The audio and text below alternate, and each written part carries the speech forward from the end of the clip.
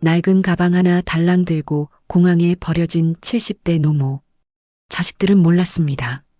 그 가방 속에 100억짜리 비밀이 숨겨져 있었다는 것을요. 과연 자식들을 기절초풍하게 만든 어머니의 정체는 무엇이었을까요? 그 놀라운 반전이 궁금하시다면 구독과 좋아요 꼭 누르시고 채널 고정해 주세요. 베트남 다낭 국제공항의 입국장. 낯선 외국어 안내 방송이 시끄럽게 울려 퍼지는 가운데 한 노인이 벤치에 위태롭게 앉아 있습니다. 올해 칠순을 넘긴 박명자 여사입니다. 낡은 꽃무늬 블라우스에 회색 면바지, 그리고 발이 편하라고 아들이 사준 저렴한 운동화 차림입니다. 그녀의 곁에는 작은 손가방 하나조차 없습니다. 가진 것이라고는 주머니 속 손수건 한 장과 사탕 두 알뿐입니다. 그녀는 지금 4시간째 화장실 앞 차가운 철제 의자에 앉아 오지 않는 아들 부부를 기다리고 있습니다. 박 여사의 시선은 입국장 출구를 향해 고정되어 있습니다. 수많은 인파가 썰물처럼 빠져나갔다 다시 밀물처럼 들어오기를 반복합니다. 행복한 표정으로 여행을 온 가족들, 손을 잡고 웃는 연인들 사이에서 박 여사만 홀로 시간이 멈춘 듯 굳어 있습니다. 그녀의 마른 입술이 바짝 타들어갑니다. 아들 민수와 며느리 지은이가 렌터카를 가지러 간다고 한 게 벌써 4시간 전입니다. 사실 이번 여행은 박 여사 평생에 처음 떠나는 해외여행이었습니다. 자갈치 시장 바닥에서 40년을 쪼그리고 앉아 생선을 팔며 산 그녀였습니다. 남편을 일찍 여의고 비린내 나는 앞치마를 두른 채 악착같이 돈을 모았습니다. 손이 트고 갈라져 피가 나도 오직 아들 민수 하나 번듯하게 키우겠다는 일념으로 버틴 세월이었습니다. 민수가 서울의 명문대학에 합격했을 때, 그리고 대기업에 취직해 지금의 며느리를 데려왔을 때, 박 여사는 세상을 다 가진 듯 기뻤습니다. 자신의 고생이 헛되지 않았다고 생각했습니다. 그런 아들이 일주일 전 들뜬 목소리로 전화를 걸어왔습니다. 어머니, 칠순 기념으로 효도 여행 한번 가시죠. 베트남 다낭이 그렇게 좋대요. 며느리 지은이도 옆에서 거들었습니다. 어머니, 그동안 고생만 하셨잖아요. 저희가 다 모실 테니 몸만 오세요. 박 여사는 손사래를 쳤지만 속으로는 뛸 듯이 기뻤습니다. 시장통 친구들에게 자랑할 생각에 밤잠을 설칠 정도였습니다. 출국 전날 장롱 깊숙이 숨겨두었던 쌈짓돈을 꺼내 며느리 손에 쥐어주며 맛있는 거라도 사 먹자고 했을 때 며느리의 묘한 미소를 그녀는 눈치채지 못했습니다. 비행기 안에서도 아들 부부는 더할 나위 없이 살가웠습니다. 불편한 건 없는지, 기내식은 입에 맞는지 수시로 챙겼습니다.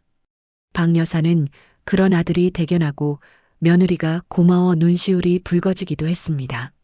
최근 들어 아들 내외가 사업 자금이 부족하다며 박 여사가 노후 대책으로 마련해둔 5층짜리 상가 건물의 명의를 미리 넘겨달라고 졸랐던 일 따위는 까맣게 잊었습니다.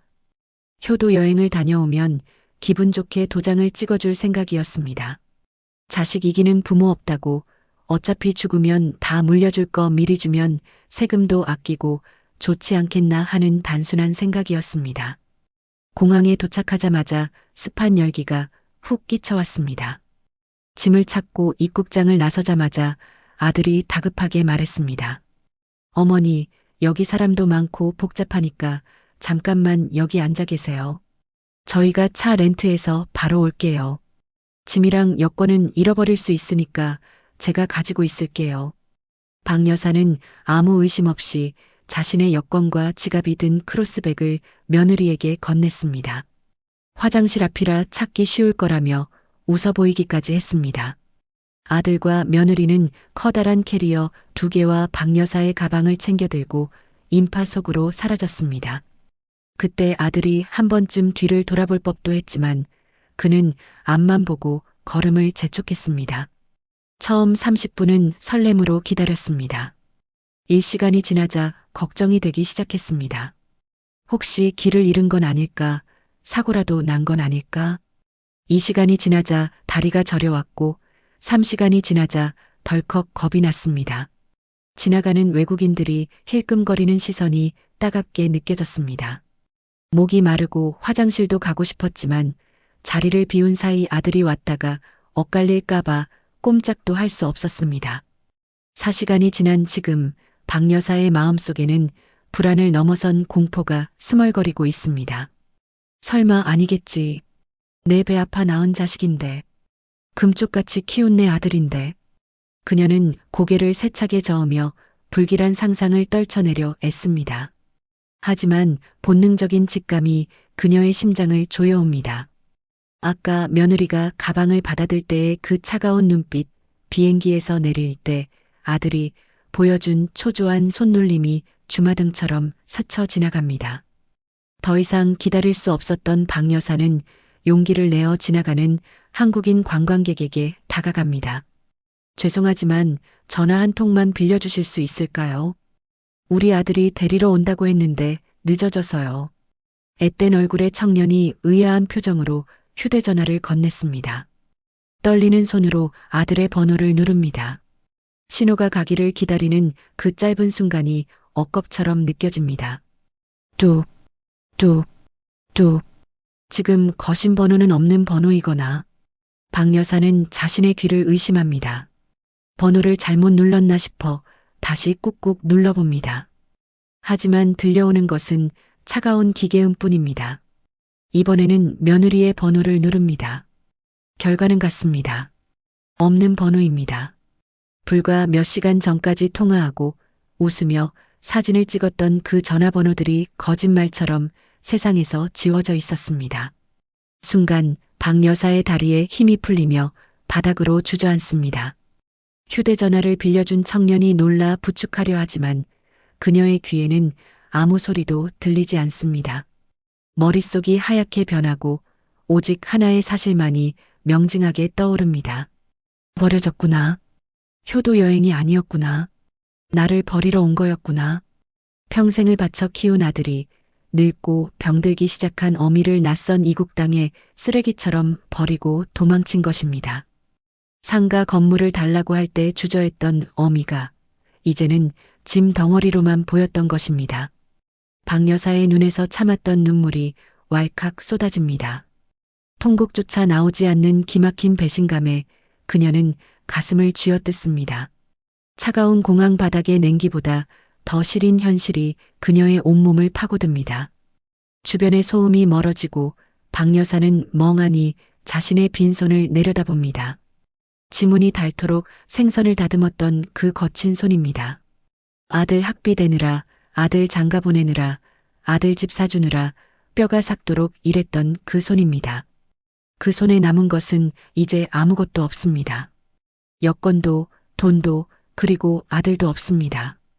그때였습니다. 절망의 바닥을 치던 그녀의 눈에 공항 청소부가 밀고 지나가는 쓰레기 카트가 들어옵니다. 그 위에 익숙한 가방 하나가 얹혀 있습니다. 며느리에게 건넸던 시장통에서 10,000원 주고 샀던 그 낡은 가방입니다. 박 여사는 비틀거리며 일어나 카트를 향해 달립니다. 청소부를 붙잡고 가방을 낚아챕니다. 지퍼를 열자 그 안에는 텅 빈 지갑과 찢어진 가족사진, 그리고 구겨진 여권 한 장이 들어 있습니다. 현금은 모조리 사라지고 없습니다. 확인 사살이었습니다.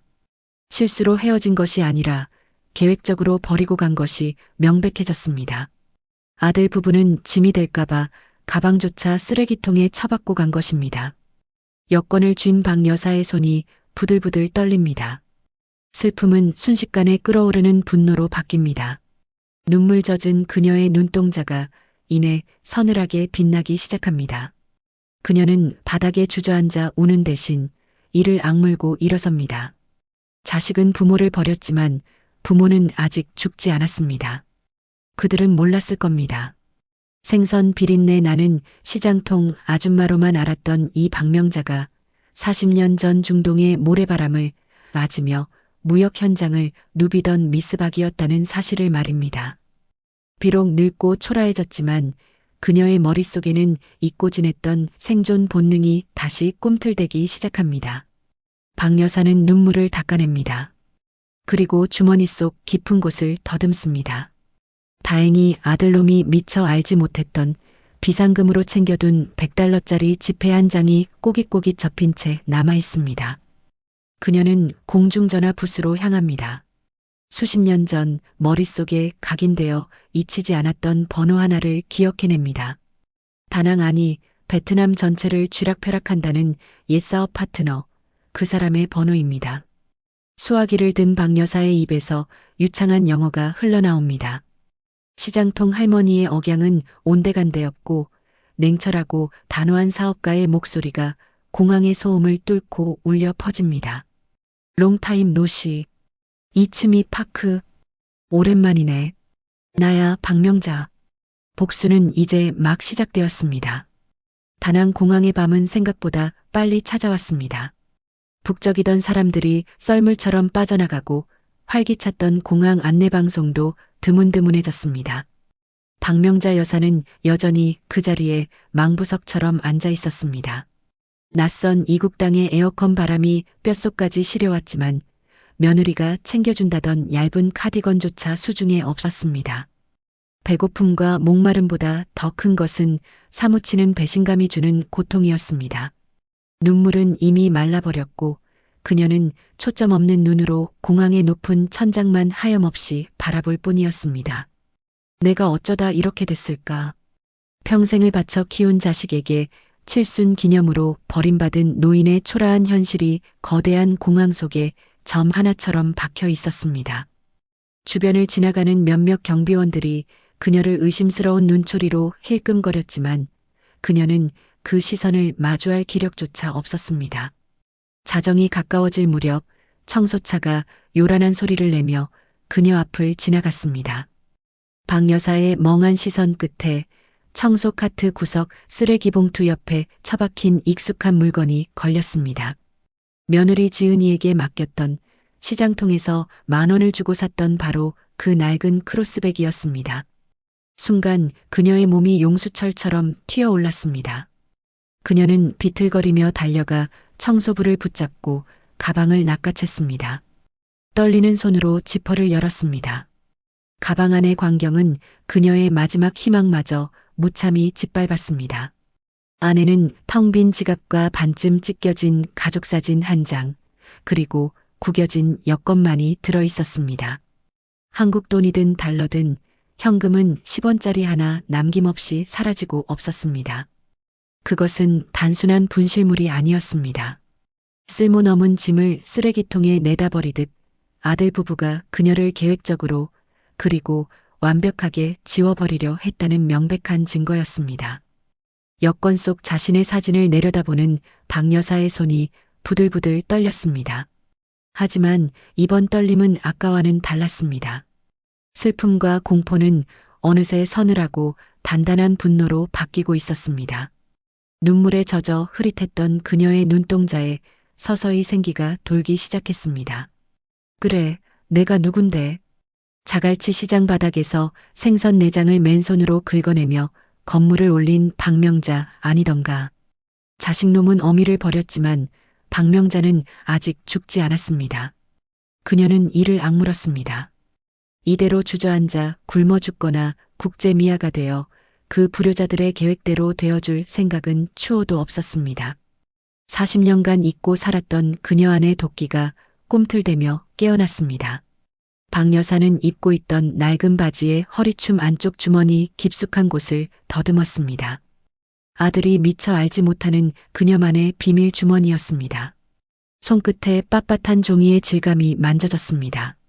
조심스럽게 꺼낸 것은 꼬깃꼬깃 접어둔 미화 100달러짜리 지폐 한 장이었습니다. 혹시 모를 비상사태를 대비해 수십 년 전부터 늘 몸에 지니고 다니던 그녀의 마지막 자존심이자 부적 같은 돈이었습니다. 이것이 그녀의 동아줄이었습니다. 박 여사는 주위를 둘러보고 공항 구석에 있는 공중전화 부스로 향했습니다. 수화기를 드는 그녀의 손은 더 이상 떨리지 않았습니다. 그녀는 머릿속 깊은 곳에 각인되어 있던 번호 하나를 떠올렸습니다. 40년 전 중동과 동남아를 누비며 무역업을 하던 시절 만났던 옛사업 파트너의 번호였습니다. 동전을 넣고 다이얼을 눌렀습니다. 신호음이 몇 번 울리고 잠에 취한 듯한 낯선 베트남 남자의 목소리가 들려왔습니다. 그 순간 시장통 할머니의 구부정한 등이 꼿꼿하게 펴졌습니다. 그녀의 입에서 시장통 사투리 대신 40년 만에 유창하고 단호한 영어가 흘러나왔습니다. 롱타임 노시. 이츠미 파크. I need your help. 오랜만이네. 나야 박명자. 도움이 필요해. 공항의 차가운 공기 속으로 퍼지는 그녀의 목소리에는 더 이상 나약한 노인의 모습은 없었습니다. 복수는 그렇게 조용히 그러나 확실하게 시작되고 있었습니다. 인천국제공항의 입국 게이트가 열리고 민수와 지은 부부가 모습을 드러냈습니다. 두 사람의 얼굴에는 조금 전까지 비행기 안에서 보여주었던 초조함은 온데간데 없고 마치 10년 묵은 체증이 내려간 듯한 홀가분함만이 감돌았습니다. 짐을 찾는 컨베이어 벨트 앞에서 지은이 민수의 팔짱을 끼며 속삭였습니다. 자기야, 정말 괜찮겠지. 민수는 주위를 한번 쓱 둘러보고는 비릿한 미소를 지으며 대답했습니다. 걱정 마. 어차피 치매 초기 증상 있었다고 진단서 끊어놨잖아. 말도 안 통하는 그 더운 나라에서 노인네가 며칠이나 버티겠어. 길 잃고 헤매다 객사하거나 운 좋아봐야 보호소행이겠지. 공항 리무진 버스에 몸을 실은 두 사람은 창밖으로 스쳐 지나가는 서울의 풍경을 바라보며 승리의 축배를 미리 들었습니다. 그들에게 어머니 박 여사는 더 이상 부모가 아니라 자신들의 화려한 인생을 가로막고 있는 거추장스러운 장애물일 뿐이었습니다. 어머니가 평생 생선 비린내를 뒤집었으며 지켜온 상가 건물은 이제 온전히 자신들의 것이 될 터였습니다. 5층짜리 건물, 시가 30억이 넘는 알짜배기 재산이 눈앞에 어른거렸습니다. 집에 도착하자마자 그들은 치밀하게 준비해둔 시나리오를 실행에 옮겼습니다. 옷을 갈아입을 새도 없이 경찰서로 달려갔습니다.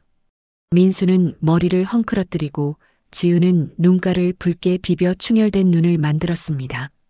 경찰관 앞에서 그들은 세상에서 가장 불행한 효자, 효부 연기를 펼쳤습니다. 어머니가 화장실 가신다고 하더니 감쪽같이 사라지셨어요. 저희가 공항을 이잡듯이 뒤졌는데도 안 보여서 흑흑. 어머니가 요즘 깜빡깜빡 하시더니 결국 지은의 오열 섞인 연기에 젊은 경찰관은 안타까운 표정으로 위로를 건네며 실종 신고를 접수했습니다. 접수증을 받아든 두 사람은 경찰서를 나서자마자 회심의 눈빛을 교환했습니다. 이제 법적으로도 완벽한 알리바이가 만들어진 셈이었습니다. 그날 밤 부부의 집 거실 테이블에는 고급 샴페인과 한우 안심 스테이크가 차려졌습니다. 어머니가 낯선 땅 공항 바닥에서 공포에 떨고 있을 그 시각, 아들 내외는 축배를 들었습니다. 지은이 와인 잔을 흔들며 말했습니다. 자기야, 건물명의 이전은 언제 할 거야? 어머니 실종 선고 나려면 시간 좀 걸리지 않아? 민수가 스테이크를 썰며 득에양양하게 대답했습니다. 실종 선고까지 기다릴 필요 없어. 어머니 인감도장이랑 신분증 다 우리한테 있잖아. 내가 미리 받아둔 위임장도 있고 일단 금매로 내놓고 현금화해서 튀는 게 상책이야.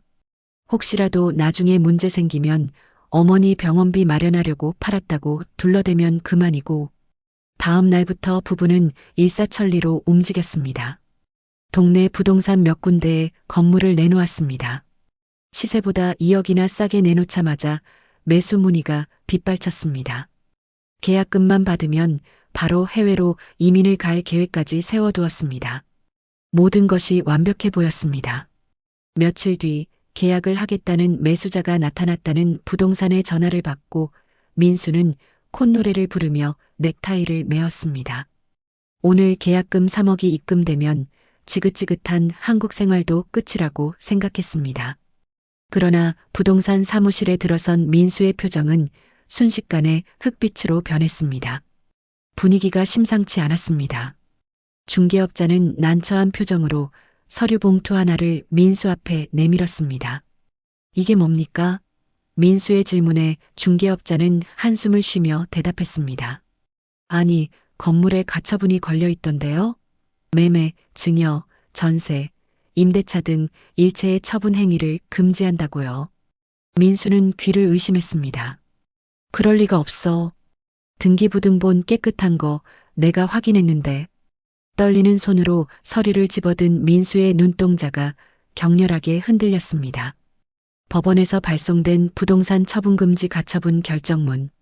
채권자란에 선명하게 찍힌 이름 세 글자가 민수의 심장을 쿵 내려앉게 만들었습니다. 채권자 박명자, 어머니였습니다.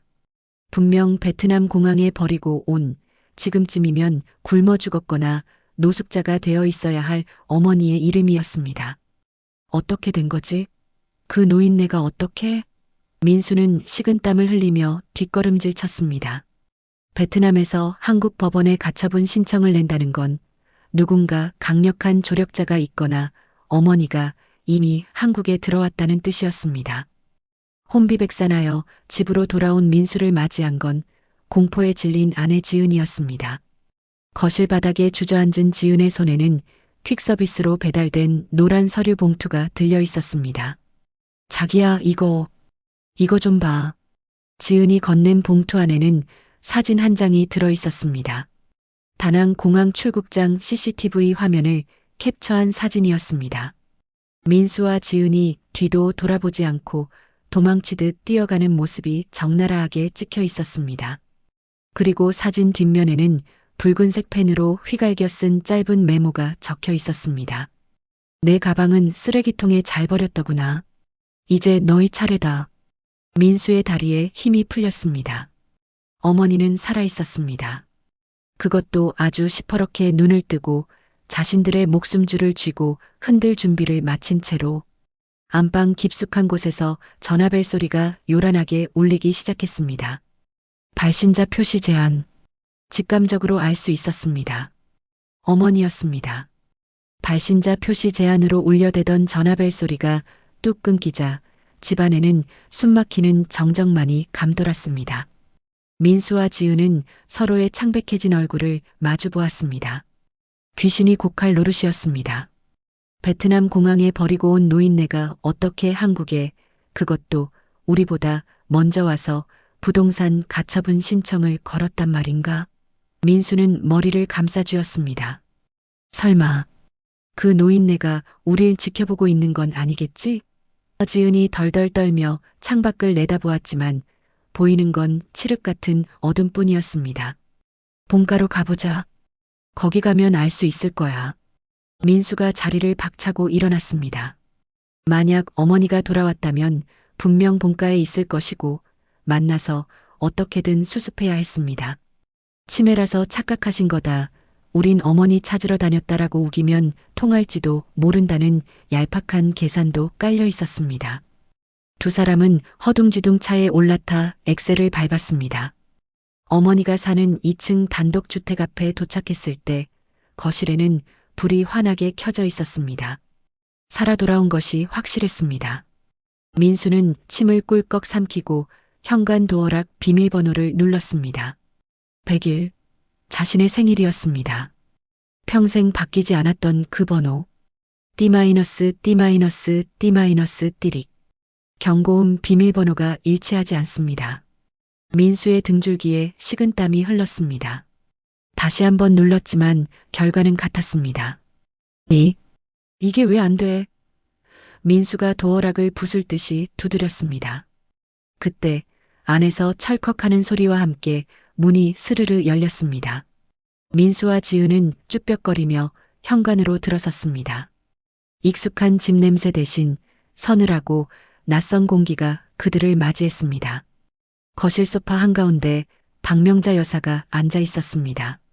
하지만 그 모습은 민수가 알던 어머니가 아니었습니다. 며칠 전 공항에서 봤던 낡은 꽃무늬 블라우스를 입은 초라한 노인은 온데간데 없었습니다.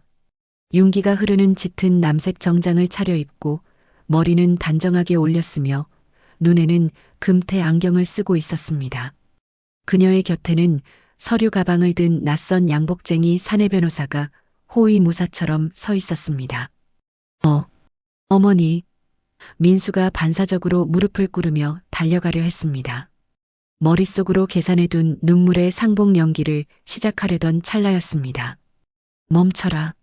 박 여사의 입에서 나온 목소리는 낮고 차가웠습니다. 서리빨 같은 기세에 민수는 그 자리에 얼어붙고 말았습니다. 박 여사는 찻잔을 천천히 내려놓으며 아들과 며느리를 벌레 보듯 훑어보았습니다. 어머니, 저희가 얼마나 찾았는데요. 공항에서 갑자기 사라지셔서 저희는 어머니 잘못되신 줄 알고. 며느리 지은이 눈물을 짜내며 거짓말을 늘어놓기 시작했습니다. 저희가 경찰에 신고도 하고 며칠 동안 잠도 못 자고. 박 여사는 대꾸조차 하지 않고 테이블 위에 놓인 리모컨을 집어들었습니다. 버튼을 누르자 벽걸이 TV 화면이 켜졌습니다. 그곳에는 베트남 다낭 공항의 CCTV 영상이 재생되었습니다. 민수와 지은이 벤치에 앉은 어머니를 뒤로하고 서로 킥킥대며 도망치듯 뛰어가다가 하이파이브를 하는 장면이 고화질로 흘러나왔습니다. 대박이야, 진짜 버려졌어. 이제 그 건물 우리 거야. 화면 속에서 두 사람의 목소리는 들리지 않았지만 독순술이라도 쓴 듯 화면 하단에는 그들이 당시 나눴던 대화 내용이 자막으로 선명하게 박혀 나왔습니다. 박 여사가 고용한 흥신소와 변호사팀이 현지에서 확보한 영상에 전문가의 분석을 더한 결과물이었습니다. 지은의 입이 떡 벌어졌고 민수는 사색이 되어 바닥에 주저앉았습니다. 변명의 여지가 없는 명백한 증거였습니다. 어머니, 그게 아니라 오해세요. 저건 그냥 장난으로. 민수가 말도 안 되는 변명을 중얼거렸습니다. 박 여사가 싸늘하게 웃었습니다. 장난? 그래, 장난이었겠지. 너희들에게 부모란 돈 나오면 효도하고 돈 떨어지면 버리는 장난감 같은 존재였을 테니까. 박 여사는 품에서 서류 봉투 하나를 꺼내 테이블 위로 던졌습니다. 봉투가 미끄러지며 친족관계 단절 및 접근 금지 신청서, 증여 무효 소송장, 그리고 존속 유기치사 미수 고소장이라는 무시무시한 제목의 서류들이 쏟아져 나왔습니다. 민수야, 내가 그랬지? 내가 쓴 각서 따위 법적 효력 없다고. 그런데 어쩌냐? 내가 너한테 건물을 주겠다고 했을 때 쓴 건 단순 증여 계약서가 아니라 부담보 증여 계약서였다. 박 여사 옆에 서 있던 변호사가 냉철한 목소리로 거들었습니다. 박 명자님께서는 아드님 김민수 씨에게 부동산을 증여하는 조건으로 부모를 충실히 부양할 것을 명시하셨습니다. 민법 제556조에 따라 부양 의무를 이행하지 않거나 범죄 행위를 저지른 경우 증여는 해제될 수 있습니다. 공항에 어머니를 유기한 행위는 명백한 범죄이자 계약 위반입니다. 그리고 박 여사가 말을 이었습니다. 내 가방 쓰레기통에 잘 버렸더구나. 덕분에 내 안에 남아있던 일말의 모성애도 같이 버릴 수 있었다. 너희들이 내 여권과 지갑을 훔쳐간 특수절도 혐의까지 추가될 거다. 민수는 그제야 사태의 심각성을 깨닫고 덜덜 떨며 기어와 박 여사의 구두 끝을 잡으려 했습니다. 잘못했어요, 어머니. 제가 잠시 미쳤었나 봐요. 한 번만 용서해 주세요. 핏줄이잖아요. 박 여사는 신고 있던 구두를 뒤로 빼며 아들의 손을 매몰차게 피했습니다. 그리고 싸늘한 눈빛으로 쏘아붙였습니다. 핏줄? 내 핏줄은 베트남 공항에서 말라 죽었다. 지금 내 앞에 있는 건 내 재산을 노리는 강도들일 뿐이야. 그때 집 밖에서 요란한 사이렌 소리가 들려왔습니다. 창문 밖으로 붉고 푸른 경광등 불빛이 번쩍였습니다. 박 여사가 미리 불러둔 경찰이 도착한 것입니다. 경찰서에 가서도 그 잘난 혀 놀려보거라. 하지만 명심해라. 내 변호인단이 너희를 지옥 끝까지 쫓아가서 죗값을 치르게 할 거다. 박 여사는 소파 깊숙이 몸을 기대며 눈을 감았습니다. 당장 내 집에서 끌어내. 현관문이 열리고 제복을 입은 경찰관들이 들이닥쳤습니다. 경찰차의 붉은 경광등이 밤거리를 요란하게 수놓으며 멀어져 갔습니다. 동네 사람들이 무슨 구경이라도 난 듯 대문 밖으로 고개를 내밀고 수군거렸습니다. 평소 효자, 효부 소리를 듣던 김씨네 아들 부부가 양손에 수갑을 차고 연행되는 모습은 그 자체로 충격이었습니다. 민수는 고개를 푹 숙인 채 흐느꼈고 지은은 악을 쓰며 이건 모함이야. 우리 어머니가 치매라고 라고 소리쳤지만 그녀를 바라보는 이웃들의 눈빛은 싸늘하기만 했습니다. 모든 소란이 끝나고 다시 고요해진 것일. 박명자 여사는 텅 빈 소파에 홀로 남았습니다. 승리의 쾌감이 밀려올 줄 알았지만 가슴 한구석이 뻥 뚫린 듯한 공허함이 스쳐 지나갔습니다. 평생을 바쳐 쌓아 올린 공든 탑이 제 손으로 무너뜨려야만 했던 현실. 하지만 박 여사는 곧 고개를 저었습니다. 썩은 살은 도려내야 새 살이 돋는 법입니다. 그녀는 비서에게 지시해 집안에 있는 아들 부부의 흔적을 모조리 치우게 했습니다. 벽에 걸린 가족 사진을 떼어내 쓰레기 봉투에 담으며 박 여사는 비로소 어머니라는 무거운 짐을 내려놓았습니다. 재판은 싱겁게 끝났습니다. 베트남 공항 CCTV 영상과 현지 조력자들의 증언, 그리고 박 여사가 제출한 증거들은 너무나 명백했습니다.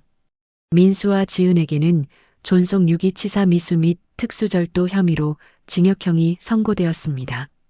가명을 위해 눈물로 호소했지만 박 여사는 합의해주지 않았습니다.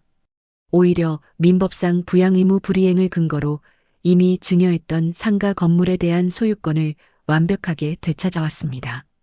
아들 부부의 몰락은 처참했습니다. 감옥에 간 것은 시작에 불과했습니다. 민수가 사업한답시고 어머니 몰래 끌어다 쓴 사채 빚들이 터지기 시작했습니다. 감옥에 있는 동안 이자는 눈덩이처럼 불어났고 결국 그들은 파산 신청을 해야만 했습니다. 지은은 옥중 이혼 소송을 제기하며 도망치려 했지만 위자료는커녕 빚더미만 떠안게 되었습니다. 서로 내 탓이라며 법정에서 머리채를 잡고 싸우는 꼴불견을 연출했다는 소식이 박 여사의 귀에까지 들려왔습니다. 1년 뒤 인천국제공항 출국장 게이트 앞에 화려한 꽃무늬 원피스에 책 넓은 모자를 쓴 우아한 노부인이 서 있었습니다. 박명자 여사였습니다. 하지만 1년 전 낡은 점퍼를 입고 쭈그리고 앉아있던 그 초라한 노인은 없었습니다. 그녀의 곁에는 든든한 수행원과 최고급 명품 캐리어가 함께했습니다. 박 여사는 되찾은 상가 건물을 매각해 절반은 불우한 독거노인들을 돕는 재단에 기부했습니다. 그리고 나머지 절반은 오로지 자신을 위해 쓰기로 결심했습니다. 평생 자식 뒷바라지하느라 가보지 못한 나라들, 먹어보지 못한 음식들을 찾아 떠나는 세계 일주가 그 첫 번째 시작이었습니다. 회장님, 이번에는 스위스로 바로 가십니까? 수행비서가 공손하게 물었습니다. 박 여사는 선글라스를 고쳤으며 환하게 웃었습니다. 그래. 알프스에서 커피 한 잔 마시고 싶구나. 아, 그리고 귀국 날짜는 잡지 마라. 내 마음이 내키는 날이 돌아오는 날이니까. 게이트로 향하는 그녀의 발걸음은 깃털처럼 가벼웠습니다. 문득 그녀는 1년 전 베트남 공항의 차가운 벤치를 떠올렸습니다. 그날의 비참함이 없었다면 아마 지금쯤 그녀는 요양원 구석에서 자식 눈치나 보며 죽어가고 있었을지도 모릅니다. 아이러니하게도 자식의 배신이 그녀에게 진정한 자유를 선물한 셈이었습니다. 비즈니스석도 아닌 1등석 라운지에 앉아 샴페인 잔을 기울이며 박 여사는 창밖의 비행기를 바라보았습니다. 어디선가 자식 걱정에 노후 자금을 털어넣으려는 또 다른 부모들이 있다면 그녀는 당장이라도 달려가 도시락을 싸들고 말리고 싶은 심정이었습니다. 자식은 자식의 인생이 있고 나는 나의 인생이 있는 거야. 박 여사는 샴페인을 한 모금 마시며 마음속으로 건배를 제의했습니다. 불효자들에게는 쓴맛을, 그리고 되찾은 나의 인생에는 달콤함을. 브라보 마이 라이프. 그녀의 혼잣말이 공항의 안내방송 속에 경쾌하게 섞여 들어갔습니다. 이제 그녀의 여권에는 슬픈 낙인 대신 찬란한 입국 도장만이 가득 찍힐 것입니다.